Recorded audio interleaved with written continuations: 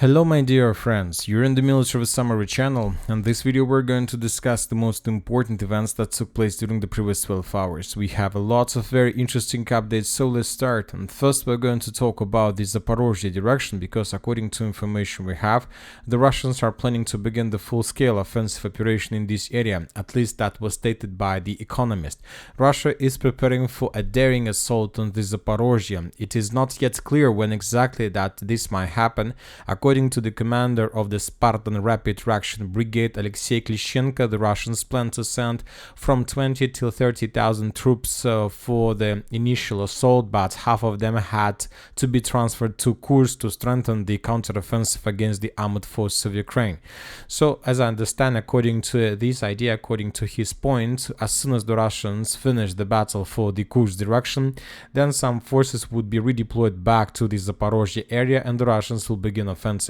As for the current status, we still haven't received anything that can confirm Russian control over the village by the name of Belagorya. I'll remind you that yesterday several Russian resources reported about control over the settlement, but yet we haven't received anything that can confirm this. On the other side, we got the video that was published by the Ukrainian sources. In this video, we can see the Ukrainian drone that was bombing the Russian edge positions to the northeast of the city of the village of Robotina.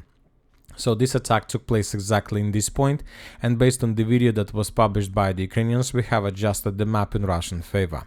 Now let's move further and let's talk about the situation around the village or town of Velyka Novosilka. There are very heavy clashes right now, and as you can see, according to the latest geolocations and updates, the Russians managed to enter the territory of the settlement itself.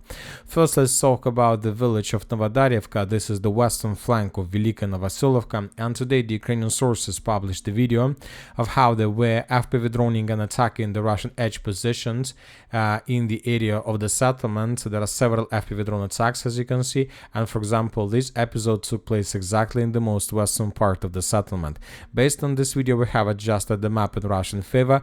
Now we don't know for sure whether the Russians managed to take the village of Novodarivka completely, but obviously we see that at least some 10 or 15% of the settlement is already under complete Russian control. Some Russian sources reported and some Russian mappers have already updated Novodarivka in Russian favor. Now let's talk about the settlement of Velyka Novosilka. The situation for the Ukrainians is very complicated, and now we understand, according to different analysis, according to different military experts, and just about the information that we can receive from day to day, we understand the exact, the real purposes and tasks of the armed force of Russian Federation in this direction. The thing is that the main problem that Ukrainians are facing right now in this area is the defense line. For example, right now in front of your screens, you can see the Ukrainian layered defense belt. You can see at least 3 blue lines. This is the first line that goes from the city of Kura-khove in the western direction, and there are 2 more blue lines that are coming in the direction of Velyka Novosilka from the towns and cities like Orekhov and Gulay-Polye. And as you can see, there is a gap. And we can see white line right between 2 defense belts. There is a gap, and the gap is very huge. If we return back on map, we can see the gap as well. So this is the first defense belt we were talking about that goes from Kura-khove in the western direction, and this is the second defense belt that goes from, let's say, Gulay-Polye and Orekhov in the eastern direction. And this is the gap we are talking about. The current distance of the gap is more or less plus minus around from 20 till 25 kilometers. And this is exactly the gap, and this is exactly the direction the Russians are planning to attack. So for this purposes, first the Russians need to take under control the town of Velyka Novosilka, and then moving along the Mokry Yali River, the Russians are going to attack first of all the town of Pidgorilovka. This is the first Russian target. First, of course, the town, the village of Kamar, and then the village of Pidgorilovka. So, if the Russians are able to conduct this offensive successfully, then they will be able to attack the Ukrainian defense positions from behind. This might be the first Russian attack, and this might be the second Russian attack. So, this is the main purpose, and this is exactly what the Russians are planning to achieve during the next probably 1 or 2 months, not more, because maybe even less, maybe even even less than in 2 months, the Russians will try to take under control the village of Gavrilovka, which will lead to complete collapse of the Ukrainian defense belt almost until the river of Dnipro. Now let's talk, of course, this is just the plans, but let's talk about the reality and what is the current status. And as I told you at the beginning of the video, according to the geolocations, we have the Russians managed to enter the town of Velyka Novosilka itself. For example, in this video we can see Russian stormtroopers, Russian vehicles that were heading towards the town without any resistance from the Ukrainian side. The Ukrainians basically, as I understand, don't have anything to show the Russians, have anything to introduce the Russians, to stop them or at least to slow them down. Very difficult situation with the supply and support, and I'm not even sure what exactly the Ukrainians are planning to do next. So in this video we might see how the Russian vehicles were moving, and one of the episodes was geolocated exactly in this point. Based on this video, we have adjusted the map, and as you can see, the changes on the map are very significant. So this part was captured. Furthermore, according to neutral mappers, the Russians managed to secure the territories of the farms in the southeastern part of Velyka Novosilka. So this territory was colored in contested area until we get additional clarifications or some geolocations. As for pro-Ukrainian sources, they reported that the Russians managed to outflank the company's stronghold from the north. So now we can see the entire picture. Most likely the Russians managed to reach the outskirts of Velyka Novosilka, but most likely the Russians still haven't managed to take under control this company's stronghold. There are very heavy clashes right now for this stronghold, but most likely today and by the end of the 25th of November, the stronghold would be captured by the Russians, and then there are going to be no barriers in front of the Russians to take the Velyka Novosilka city completely. So the situation, as you can see, is very difficult, so let's wait for additional updates. Furthermore, we got reports that the Russians during the previous night managed to improve their positions on the territory of Razdolny, and currently the Russians control around 50% of the settlement. We don't have icons, we don't have geolocations for this or map updates, we just have several reports from soldiers on the ground that they managed to improve their positions so far.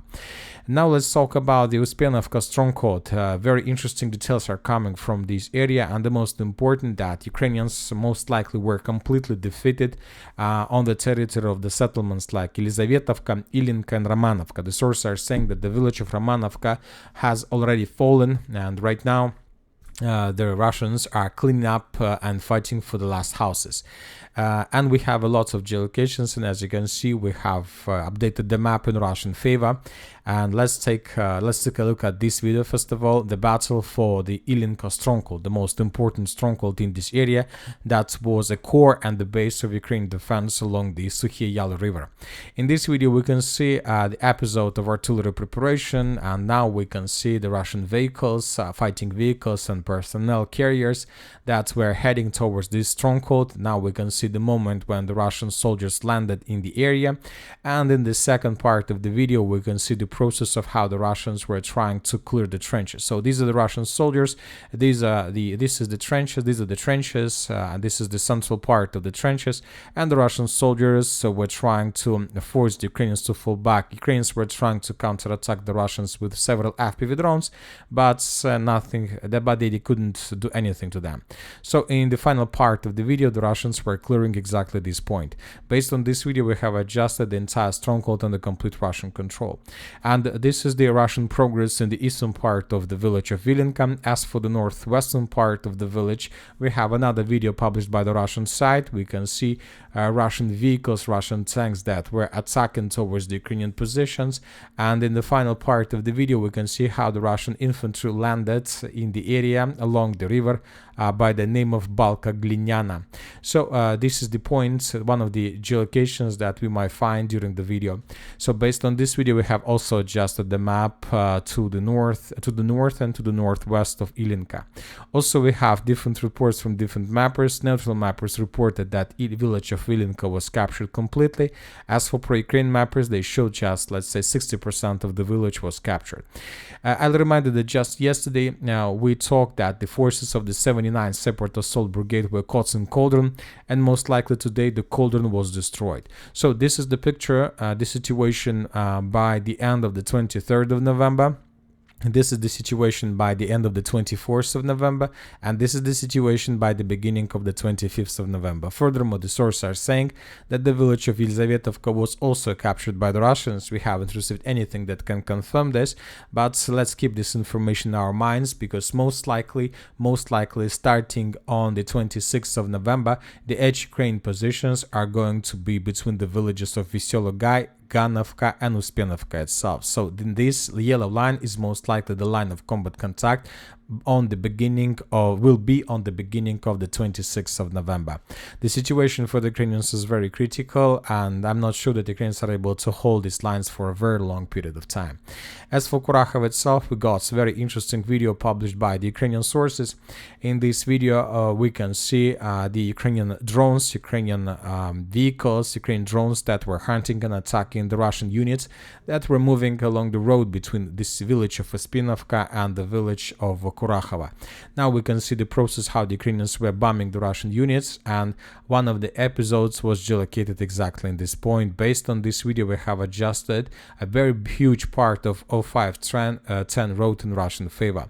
So now it's I have no doubts what the Russians are going to do next, and I believe that the next thing that the Russians are planning to do is to move further in the western direction and to get as close as possible to the settlement by the name of Dachne. By this attack, the Russians first of all will be able to outflank the city of Kura-khove and the Uspenivka strong company stronghold. This will allow the Russians to avoid the close combats and to avoid high losses during the battles for these two strongholds, Uspenivka the first one and Kura-khove the second one.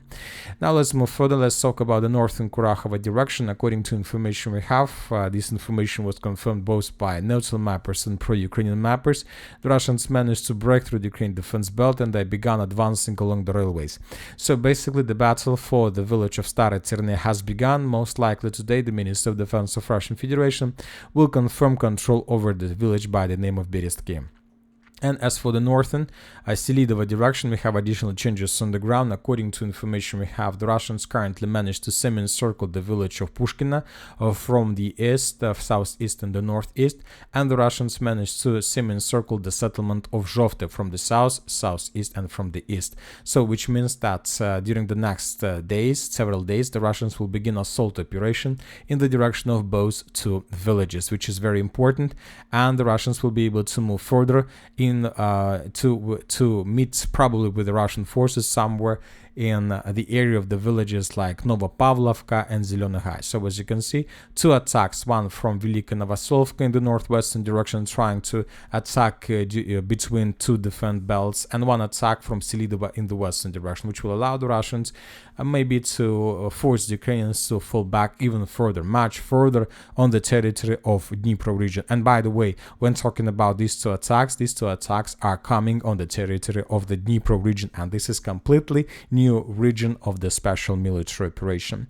As for Ukraine itself, we have a lot of very interesting updates, and the most important that Trump is very concerned about the escalation. The US will begin to resolve the situation in Ukraine in January, so there are still a lot of time, and we see that the Western countries in the United States of America see that they can't control the situation. Currently, they don't know for sure whether the Ukrainians are able to hold the lines for another 8 weeks or even more by the 20th of January, when Donald Trump will come to power. And this is very important, and for example, the Ukrainians also confirmed this information that the next 8 weeks before Trump's inauguration will be the most difficult in Ukraine's history since 1991. And the problem is that everything might happen during the next 8 weeks, including complete collapse of Ukrainian defense, Ukraine as a state, and unpredictable consequences in this situation. And that's it for the short video. Military Summary channel reminds we condemn any violence in the world. Thank you for watching, subscribe to my channel, put your likes, join my Patreon, and have a good day. Bye bye.